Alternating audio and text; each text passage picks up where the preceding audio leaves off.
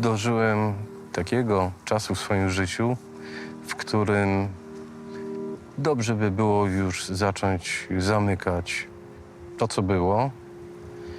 W związku z tym wiele rzeczy mam świadomość, że robię po raz ostatni.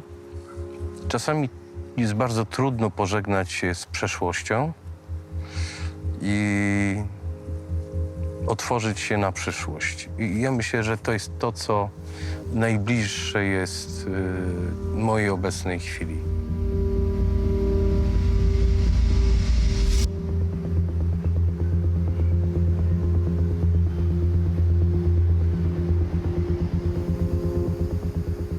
Ja nie mogę od tego odpocząć. Ten jeden fakt ma wpływ na całe życie. Trudno się od tego oderwać.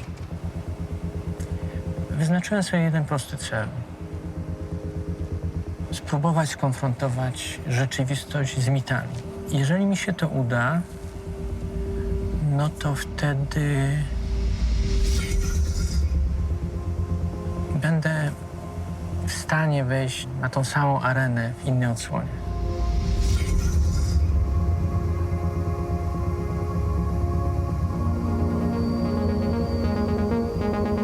Dobry wieczór.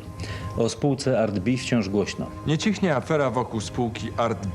Oszukiwali czy nie oszukiwali? Ja rozumiem, że z tej naszej dyskusji opinia publiczna już niczego nie zrozumie, o co chodzi w tej sprawie. Gdzie tutaj jest afera? O co chodzi?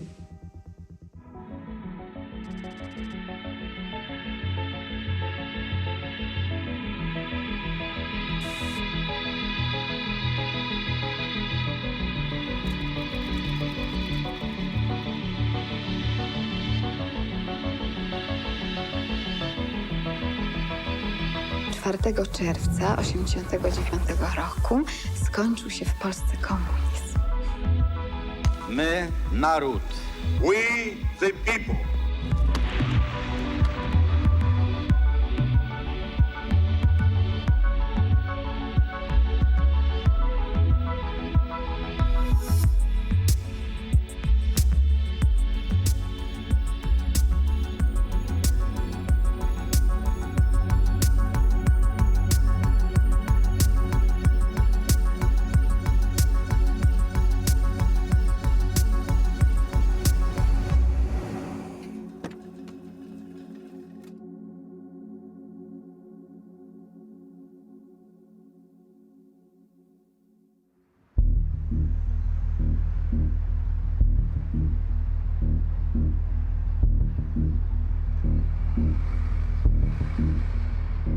Pierwsza potężna afera finansowa w wolnej Polsce.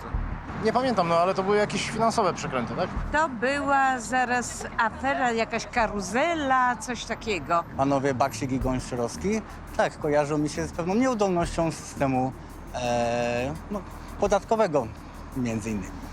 2 razy chyba oprocentowywali jakieś pieniążki w różnych bankach. Oscylator. Oscylator, tak. Tak. Znaleźli lukę w obowiązującym systemie, która pozwoliła im na uzyskanie znacznych dochodów. Sprytni chłopcy na pewno, bo wykorzystali istniejące luki w prawie finansowym. Chyba źle skończyli, bo ten Gąsiorowski... Nie, dobrze. Nie. The perfect combination of talent, vision and timing is illustrated in a single innovative company working with traders, investors and governments in many markets. ArtB. State-of-the-art business. W 1989 roku Bogusław Baksik, 26-letni muzyk z wykształcenia, zakłada firmę ArtB. Niedługo potem do spółki dołącza 30-letni Andrzej Gąsiorowski, lekarz i muzyk. Kapitał początkowy wynosi $15. ArtB rozwija się w błyskawicznym tempie. ArtB w ciągu 24 miesięcy stwarza holding 3000 firm w 50 krajach. Osiąga $22 miliardy obrotu rocznie. Zatrudnia ponad 150 000 osób. Odnotowuje przyrost kapitału 200% w skali miesiąca. Działalność ArtB to m.in. zakup rocznej produkcji ciągników Ursusa $34 miliony, inwestycje i handel w sektorze spożywczym $160 milionów, budowa wytwórni paliwa dla odrzutowców $220 milionów, kontrakt z firmą Goldstar LG $700 milionów, zakup 167 obrazów, m.in. Picasso, Renoir $5,8 miliona.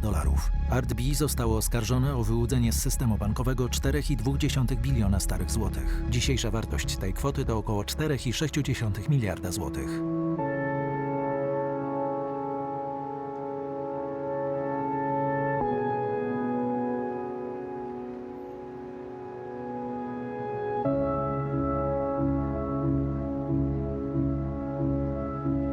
W Polsce, ponieważ jest cały czas ten konflikt rozgrzebany 25 lat temu, ciągle jestem atakowany ale już nie przez starą generację, tylko przez zmutowaną młodą, która czyta w Google'ach to, co było, i to są ludzie, którzy mają 20 lat.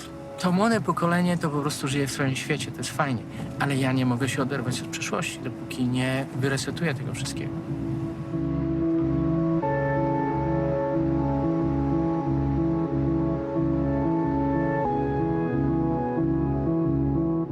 Mam takie wrażenie po tych wszystkich latach jakiegoś takiego déjà vu. Był kiedyś czas, kiedy nie mogłem odpowiedzieć na pytanie, co będzie jutro.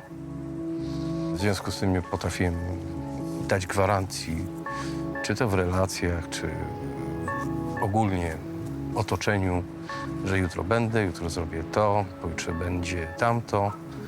25 lat kopania piłki w jedną stronę.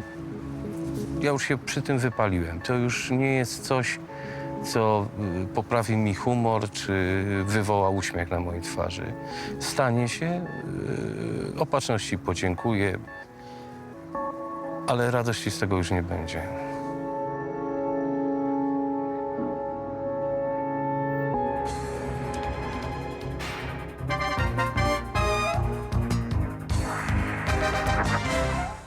Bogusław Baksik i jego wspólnik Andrzej Gąsiorowski są bohaterami jednej z najgłośniejszych afer. Prokuratura przypisuje im wyłudzenie z polskich banków ponad 4 bilionów złotych. Spółka ArtB działała w latach 90-91. Przez wielu uznawana była za cudowne dziecko polskich reform. Sławiła się wykupieniem rocznej produkcji warszawskiego Ursusa i połowy udziałów w największej kompanii naftowej w Izraelu. W lipcu 91 Baksik i Gąsiorowski uciekli z Polski. Według prokuratury wywieźli 14 worków z pieniędzmi. Schronili się w Izraelu, który odmówił wydania ich polskim władzom. Obaj poszukiwani otrzymali obywatelstwo tego kraju. W niektórych mediach pojawiły się spekulacje na temat powiązań ArtB z izraelskim wywiadem. Zdaniem prokuratury finansowa potęga ArtB powstała dzięki machinacjom finansowym na granicy prawa. Według prokuratury spółka posługiwała się też sfałszowanymi dokumentami, czekami bez pokrycia i korumpowała urzędników bankowych. Andrzej Gąsiorowski w wypowiedziach dla prasy sugeruje, że w wypadku postawienia przed sądem Bogusława Baksika zostaną ujawnione fakty, które wstrząsną polską sceną polityczną. ArtB to była jedna z największych karier finansowych wczesnej III Rzeczypospolitej.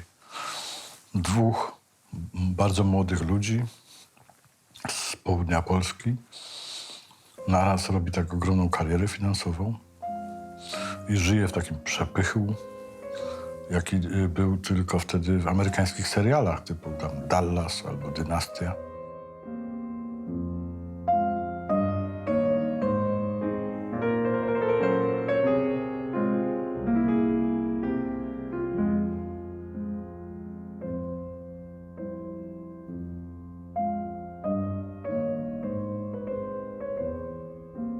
W Pęcicach odbywały się rauty, na których bywali wszyscy prominentni wówczas politycy, oficerowie. Każdy dostawał prezenty i tak to działało. Ci, którzy przychodzili na ich imprezy, przecież to byli ludzie z pierwszych stron gazet. To byli marszałkowie Sejmu i wicemarszałkowie Sejmu, to byli ministrowie, którzy podziwiali ich na początku. No w pewnym momencie widząc, że tak powiem, zadymę, dali nogę. Twierdząc, że ich nie znają.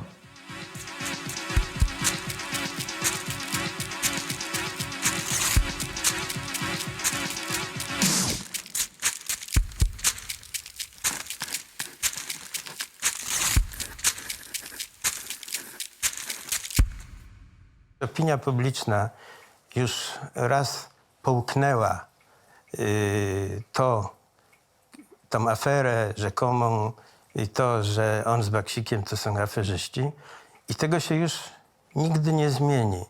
Można walczyć z taką opinią, że to jest walka z wiatrakami. Baksik i Gąsiorowski są podejrzani o to, że bogacili się na nielegalnych operacjach bankowych. Ich specjalnością był oscylator, czyli czerpanie korzyści z podwójnego oprocentowania tych samych pieniędzy. Mechanizm oszukiwania banków przez spółkę był prosty.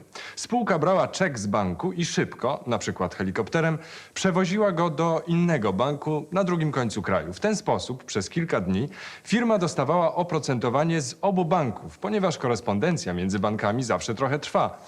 A w grę wchodziły wielomiliardowe sumy, więc i procenty były spore.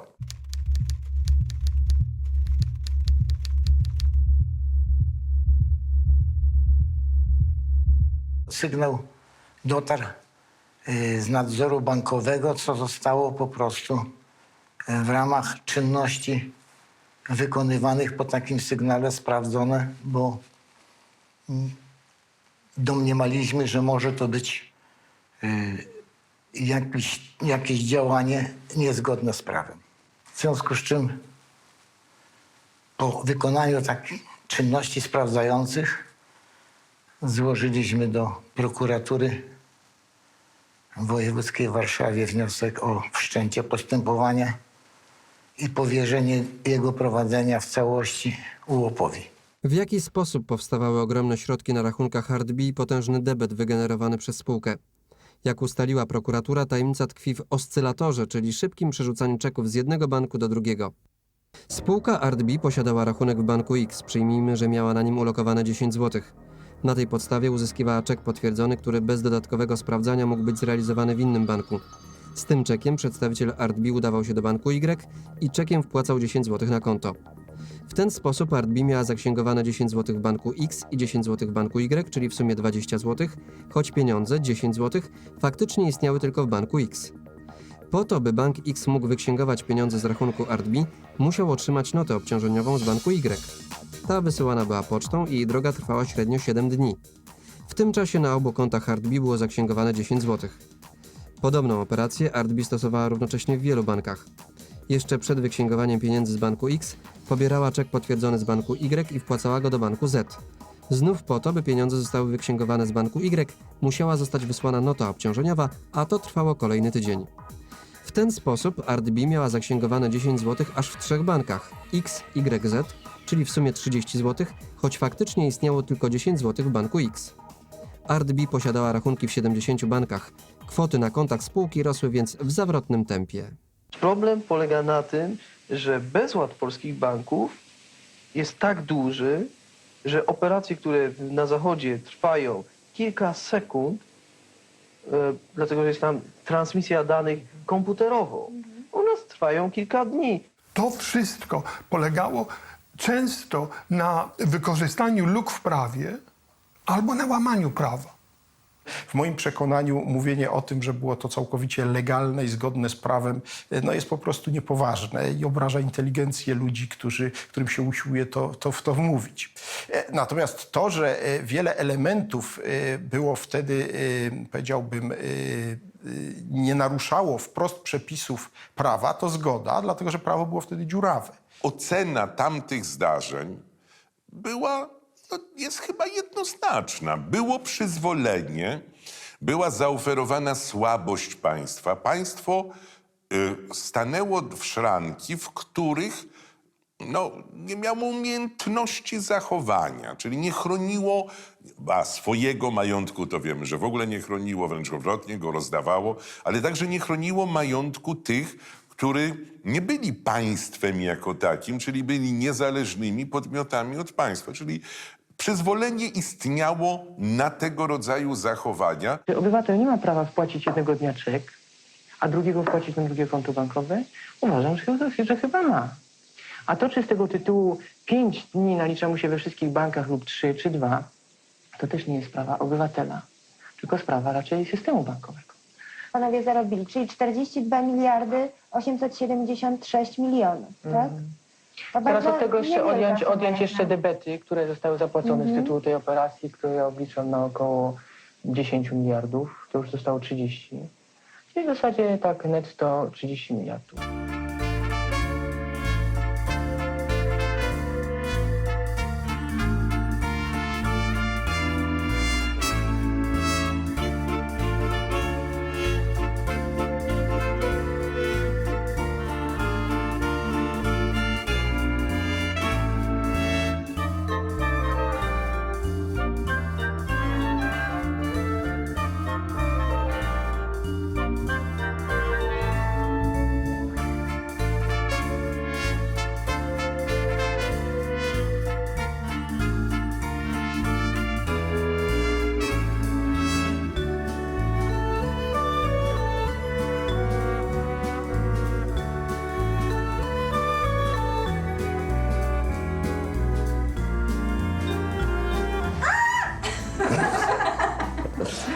It caught me working. Hello, everybody from Texas.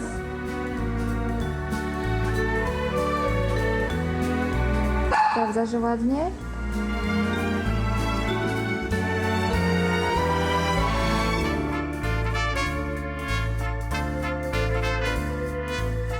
Tutaj dzieci przebywają najchętniej, dlatego widać. A tu nasze walizki przygotowane do podróży i nasz dining room. I widać co znowu? Swimming pool again.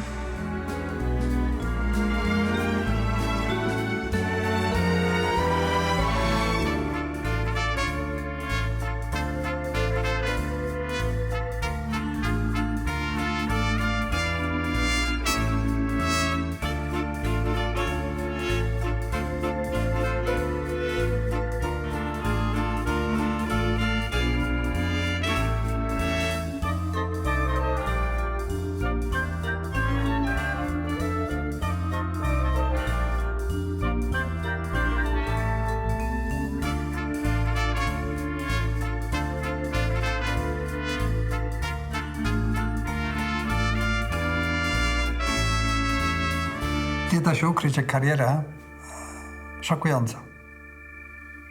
A rozmiar tego dotarł do mnie po jakimś czasie. Nie zdawałem sobie sprawy, że można tak szybko dorobić się takiej fortuny. I równocześnie jakby z tym, czy niemal równolegle, pojawiają się informacje z rynku dzieł sztuki, prawda? O tym, że oto nagle ceny większości obrazów na aukcjach idą dramatycznie w górę, bo wykupuje je spółka Art Bee. No i rzeczywiście później się okazało, że stworzyli oni dość, mówię o właścicielach Art Bee, pokaźną kolekcję rzeczywiście znakomitych obrazów polskich i zagranicznych malarzy. Rozregulowując przy tym rynek dzieł sztuki, no bo siłą rzeczy podpompowali te średnie ceny bardzo wysoko i później on przeszedł, zdaje się, dość spore załamanie po wybuchu tej afery. Jako pracownik telewizji austriackiej robiłem wywiad dla ORF-u z Baksikiem i Gąsiorowskim w ich siedzibie w Pęcicach.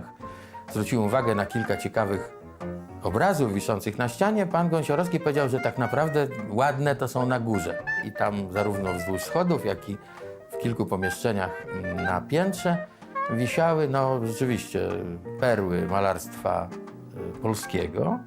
Myślę, że Baksik i Gąsiorowski to byli spryciarze. Czy tylko dzięki swojemu sprytowi i odkryciu pewnych luk w ówczesnym systemie finansowym udało im się osiągnąć takie dochody? Tego nie wiem. Tyle mogę powiedzieć. Nie wymyślili tego w całości Baksik z Gąsiorowskim. Mogły to być również podpowiedzi z zagranicy. Istota zachowania Baksika i Gąsiorowskiego polegała na tym, że w sposób bezwzględny i pedantyczny wykorzystali reguły rządzące systemem bankowym. Polegało to na tym, że wtedy, kiedy dokonujemy rozrachunku przy pomocy czeków, to czeki są kredytowane przez banki, a w efekcie przez Narodowy Bank Polski. Wtedy, kiedy to czynimy przy pomocy poleceń przelewu, sytuacja jest odwrotna. Klienci banków kredytują banki, w efekcie kredytowany jest Narodowy Bank Polski. Z tego tytułu nienależne korzyści, jakie osiągały banki, Narodowy Bank Polski i budżet, należy liczyć w biliony złotych. To, że Baksik i Gąsiorowski skorzystali z tego na swoją rzecz, było prostą konsekwencją korzyści, olbrzymich korzyści, jakie osiągały z tego tytułu banki. Mieliśmy do czynienia z odwrotną stroną tego samego medalu.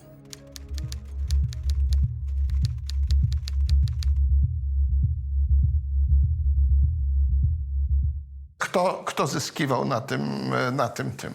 No, zyskiwały banki, które przetrzymywały pieniądze. I to też jest wyliczone, co to było. Bo to właśnie była ta sprawa, Baksik wtedy z Gąsiorowskim powiadali, banki to też robiły i w pewnym sensie miały rację. To przetrzymywanie pieniędzy w tamtym systemie rozliczeniowym wydaje się być, że rzeczywiście miało istotne znaczenia.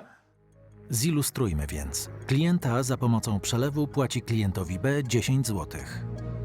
Na drodze płatności pojawiają się dwa banki. Bank klienta A i bank klienta B. Operacja przelewu trwa od 7 do 30 dni. W tym czasie banki zarabiają na oprocentowaniu tych pieniędzy. Zaznaczmy, że klient A nie ma już 10 zł na swoim koncie, a klient B jeszcze ich nie otrzymał. A teraz odwrotna strona medalu. Klient A przekazuje klientowi B czek o wartości 10 zł. Klient B realizuje czek w banku B. Klient B ma już 10 zł, podczas gdy klient A wciąż posiada 10 zł na swoim koncie. W efekcie w banku B powstaje debet. Bank A spłaca NBP kredyt techniczny udzielony bankowi B. Bilans musi się zgadzać. Narodowy Bank Polski udziela technicznego kredytu bankowi B na pokrycie debetu. Ten mechanizm obrotu czekami, gdzie obywatel jest kredytowany przez NBP, wykorzystali Baksik z Gąsiorowskim na dużą skalę. W związku z tym dochodzi do paradoksu. Kto na tym de facto zarabia? Banki. Bank jeden ma te same pieniądze i wykazuje je na sumie bilansowej na te dni. Bank drugi ma te same pieniądze i wykazuje je na sumie bilansowej. To nie koniec zabawy. Każdy z tych banków przecież współdziała z Okręgowym Oddziałem Narodowego Banku Polskiego. W związku z tym Narodowy Bank Polski na końcu, jako summa summarum ostateczna kasa, ma przez poniedziałek, wtorek, środa, czwartek, piątek 2 miliardy z realnego 1 miliarda. Kto na tym wygrał? Na pewno nie RDB, czy inne firmy, które to robiły, a przecież nie tylko RDB to robiło. Na pewno bardzo dużo nie wygrały na tym banki typu oddziały, czy banki komercyjne, czy prywatne, przez które to było robione, ale zaczęły wygrywać na tym okręgowe oddziały Narodowego Banku Polskiego. Czyli kto? Czyli budżet państwa. Kochani, chyba order się nam należy za to. W 1991 roku w panującym wówczas systemie rozliczeń międzybankowym Narodowy Bank Polski automatycznie kredytował rozliczenia międzybankowe. To również prowadziło do tego, że w przypadku posługiwania się czekami przedsiębiorstwa rozliczające się za pomocą czeków uzyskiwały faktycznie, mogły uzyskać bezpłatny kredyt na czas potrzebny do rozliczenia czeku. Panowie z RDB oszukiwali czy nie oszukiwali? Czy przepisy pozwalały im na dokonywanie tego typu operacji? Rzeczywiście z punktu widzenia formalno-prawnego można powiedzieć, że przepisy bankowe pozwalały na tego typu operacje. Doszliśmy do wniosku, że działanie RDB jest niezgodne z prawem w zakresie obrotu czekami w systemie bankowym. Panie prokuratorze, ustalmy więc, jakie zarzuty postawiła prokuratura Baksikowi i Gąsiorowskiemu. Podstawowym zarzutem, jaki prokuratura wysunęła wobec obu podejrzanych, jest taki, że mówiąc w tak najbardziej lapidarnym skrócie, że operując z czekami rozrachunkowymi spowodowali, że możliwe stało się wytransferowanie znacznych kwot pieniężnych, które równe są debetowi, jaki ich działalność spowodowała na koncie banku w Katowicach. Jaka to jest kwota? 4 biliony 242 miliardy złotych. I to jest cały zarzut, tylko ten? No, Tylko ten to jest bardzo eufemistyczne określenie. Jest to bardzo poważny zarzut.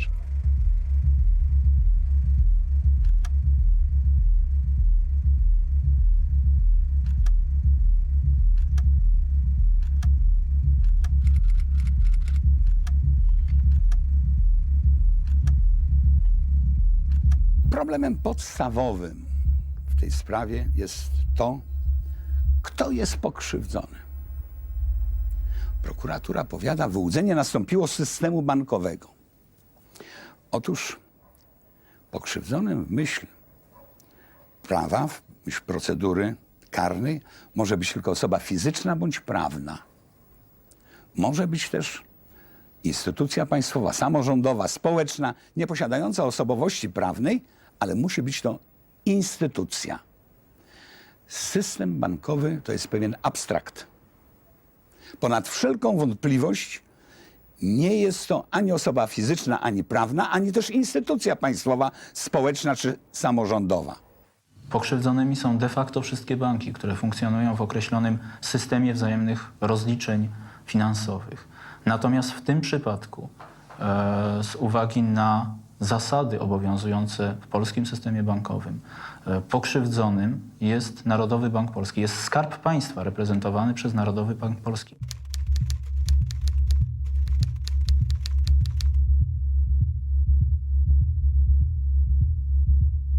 No myślę, że chodzi o ekonomiczne interesy państwa. Ekonomicznym interesom zagrażało, ekonomicznym interesom państwa. Dlaczego banki polskie, to się zaczyna powtarzać, potwierdzają jednoznacznie, że z tytułu tych operacji nie straciły nic? Ja myślę jednak, że dużo w tym przedwyborczej piany. Ci panowie podnoszą, że nikt nie miał o nic pretensji. No ale przecież ta działalność ARTB poddana została weryfikacji sądowej przez sąd. Chyba nie jednej instancji. I nie sądzę, żeby tam się obyło bez biegłego. Kwestia, kto poniósł stratę w tym, jest kwestią w tej sytuacji, kiedy dług został zmonetaryzowany, jest sprawą dosyć, że tak powiem, nieoczywistą i mecenas Brych na tą kartę dosyć sprytnie krał. Czy jest strata w Narodowym Banku Polskim? Proszę mi wskazać jakikolwiek zapis w księgach tego banku, że istnieje debet w wysokości 4 200 miliardów złotych. To nie są wcale nieistotne pytania, bo jeżeli mówimy, że istotą zła, które wyrządzono, jest nienależna korzyść, no to ona musi być kosztem kogoś. I ten ktoś powinien się czuć poszkodowanym. No i pytanie jest takie, czy on naprawdę nie był poszkodowany? I to jest pewnie linia obrony, no taką pewnie bym też sugerował, jakbym bronił samym oskarżonym. No skoro mówicie, że uzyskałem nienależną korzyść kosztem kogoś, no to wskażcie, kto został zubożony. W tej sprawie jest jedno dno i potem jest następne dno. Myślę, że mają tutaj swój udział służby specjalne polskie. Przed nimi otwierały się różne drzwi i różni ludzie, że tak powiem, dawali im ów kredyt. I teraz jest pytanie, dlaczego? To jest pytanie, na które odpowiedź zna Baksik z Gąsiorowskim. Ja je nie znam. Ja mogę tylko domniemywać, że za nimi stali ludzie znacznie poważniejsi. Właściwie do dziś nie mam poglądu na tą sprawę. Spotkałem się z teorią, że ARTB było taką odpowiedzią służb cywilnych na aferę FOZ-u, wojskową aferę FOZ-u. Najpierw był ARTB, a potem FOZ, więc jak oni mogą mówić, że myśmy wywlekli FOZ, a oni ARTB, skoro najpierw był ARTB, a potem FOZ? To przecież to jest sprzeczność czasowa.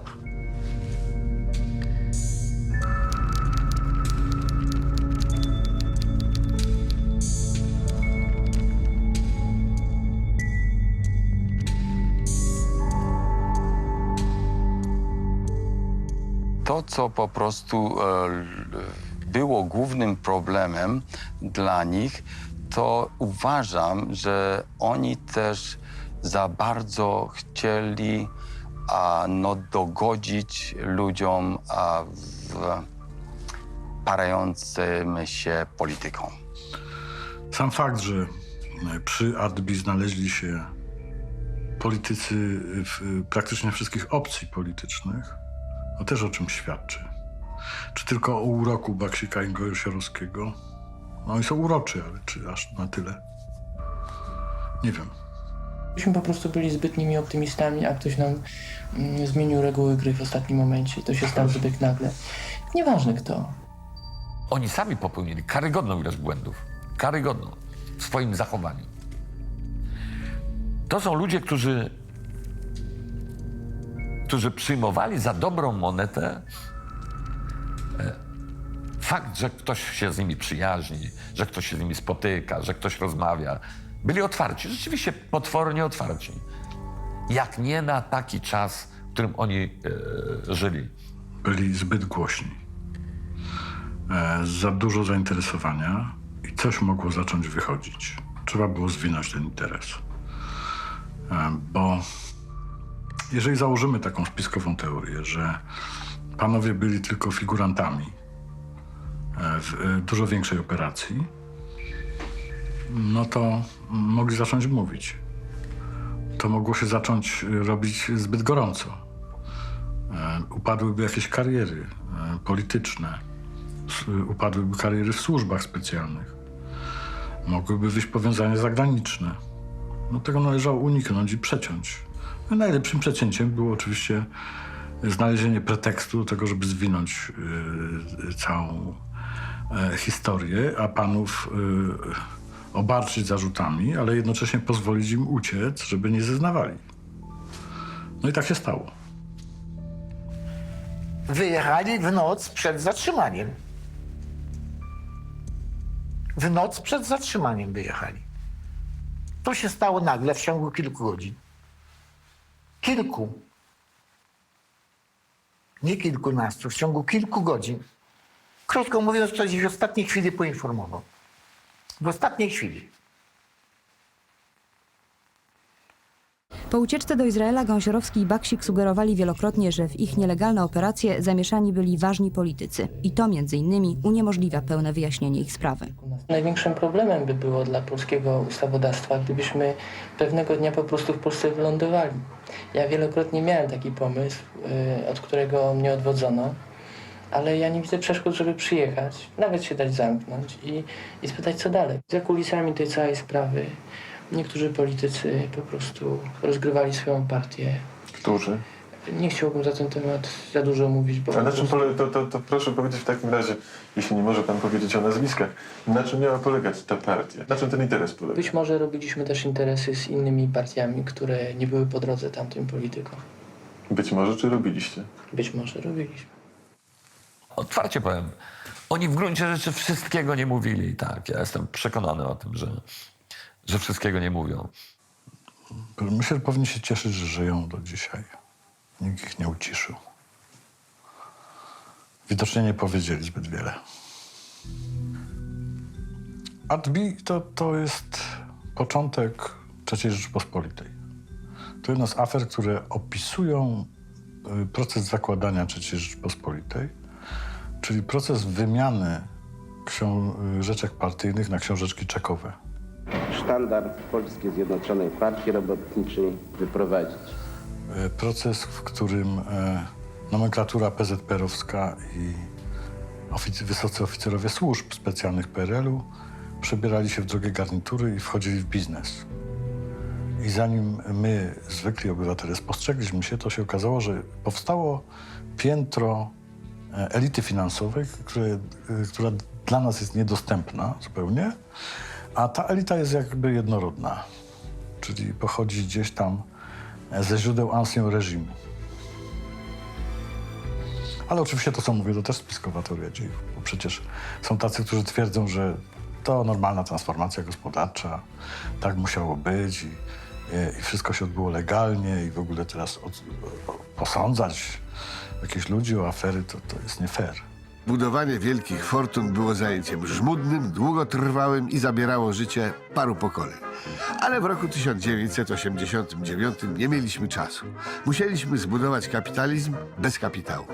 Wówczas, niczym wielki wybuch, hipotetyczna eksplozja skondensowanego wszechświata wiele miliardów lat temu, nastąpił gospodarczy Big Bang.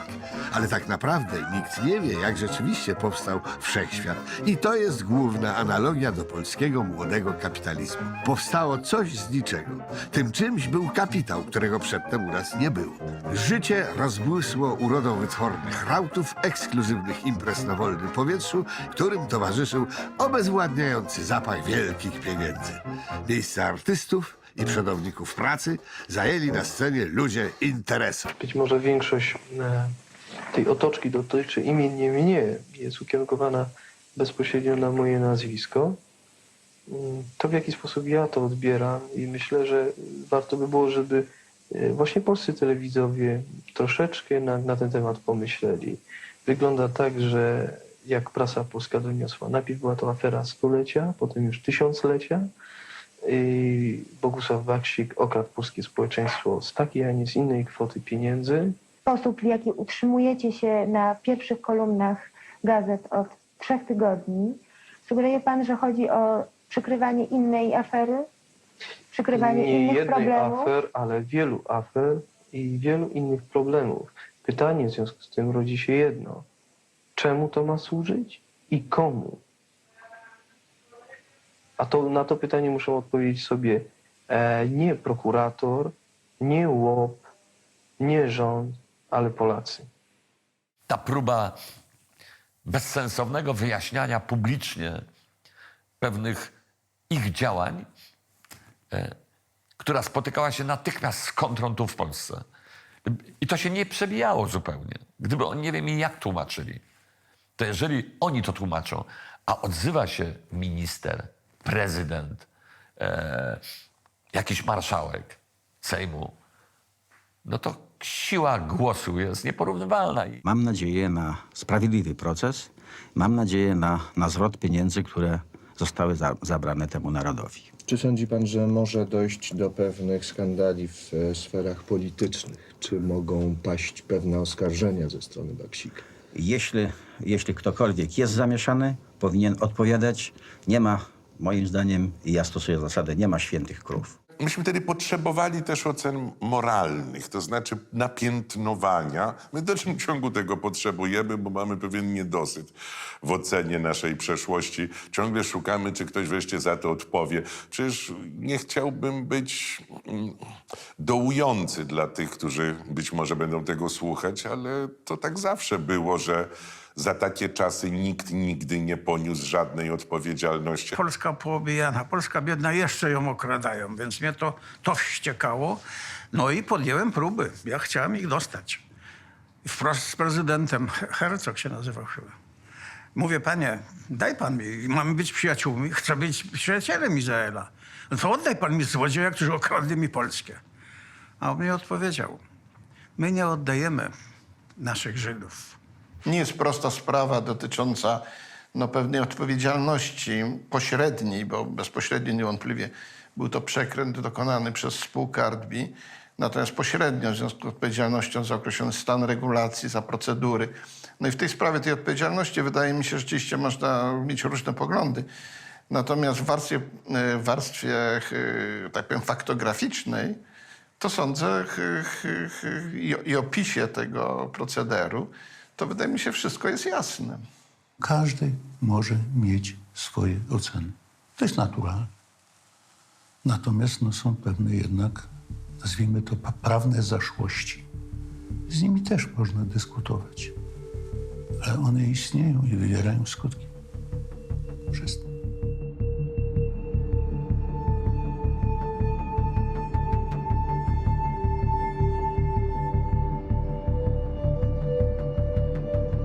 Jest to pewnego rodzaju zbiorowy gwałt, jeżeli chodzi o stan mojej świadomości. Medialnie powinno być tak, że dopóki się nie jest skazanym, To nie ma nazwiska, nie ma zdjęć, nie ma szykanowania rodziny. Skoro ktoś niszczył przez 25 lat moją rodzinę, czy ja tym ludziom, którzy mi to zafundowali, wybaczę?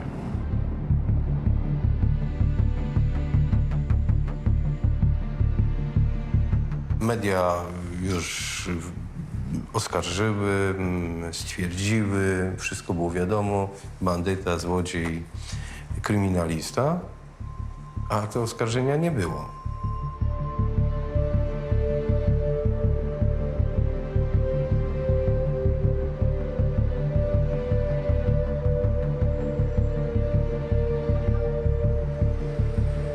...25 lat temu popełnione przestępstwo przez przedstawicieli sprawiedliwości cały czas skutkuje. Jeżeli jestem winien, to powinien ponosić odpowiedzialność za swoje winy. Poniosłem, mimo że nie byłem winny. Bardzo bym prosił, żeby ktoś miał w końcu tyle honoru w stosunku do orła, który nosi koronę i flagi, która jest biało-czerwona, żeby tą hańbę wymiaru sprawiedliwości przynajmniej wytarł gumką.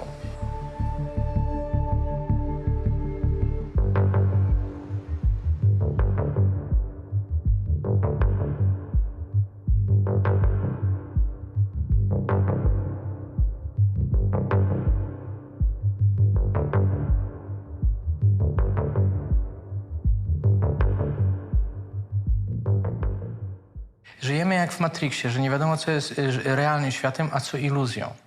Większość ludzi, którzy czytali to, co czytali przez 20 lat, żyje w bardzo prostym przeświadczeniu. Było 2 cwaniaków, zapakowało cały kapitał w 2 walizki, wywiozło i państwo o mały głos się nie załamało, trzeba je było gonić.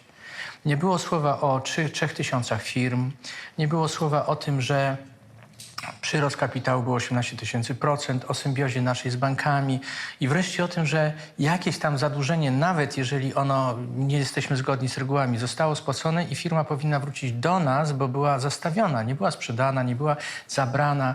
Nikt nie ogłosił bankructwa firmy. Wszyscy myślą, że to był bankrut, który myśmy okradli. Przez te 25 lat iluś ludzi na różnych krzesełkach, przy różnych biurkach podejmowali decyzje być może niezgodne z prawem, zgodne z zapotrzebowaniem tak zwanym społecznym, które sami wykreowali. Dziś za niedługo będą musieli stanąć przed sądem i powiedzieć, dlaczego w taki sposób postępowali, a nie inny.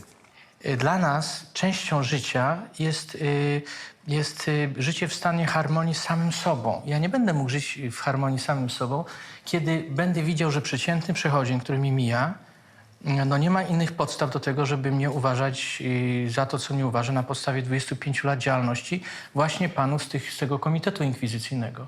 Podczas kiedy prawda jest totalnie inna, są na to dowody i jeżeli jest szansa, żeby to się przebiło wreszcie i sformalizowało w jakąś końcową tezę, to niech się tak stanie. Wskazaliśmy już, w którym momencie zostało prawo w bardzo świadomy sposób przez decydentów złamane i od tego momentu będzie wielkie sprzątanie do tyłu.